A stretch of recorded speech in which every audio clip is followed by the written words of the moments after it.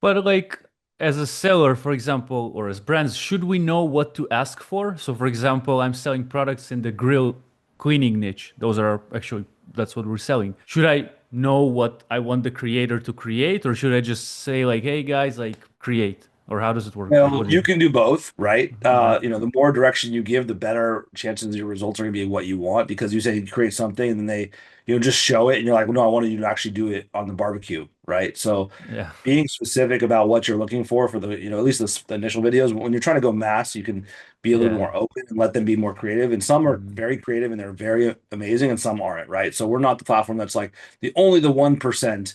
Although our ratings and review systems helps you identify who are the best people on the platform, we're more about, everybody, you can't determine whether like a good video, a high production video, or an ugly video, is going to perform better. And generally, like you're wrong. True. So it's hard to say, but we do have AI built in that helps you create a brief. So once you enter your Uh-huh. product in, our AI will suggest, a brief based on that, and then you can edit that brief from there. It's just like a framework, right? Now with AI and Chat GPT and things like that, it's really easy to upload a picture of a product and say, hey, give Mm. me a UGC script for this product and that okay no adjust to this or give me 12 other options. So there is a very easy way now to determine what's going, but what the top brands are also doing is reviewing what's working. So they're just cloning what's already going viral. So find a viral video and have your brand do exactly what that is, and that's going to help you grow faster in general because you're not trying to recreate the wheel. You're really using what's working on the algorithm today.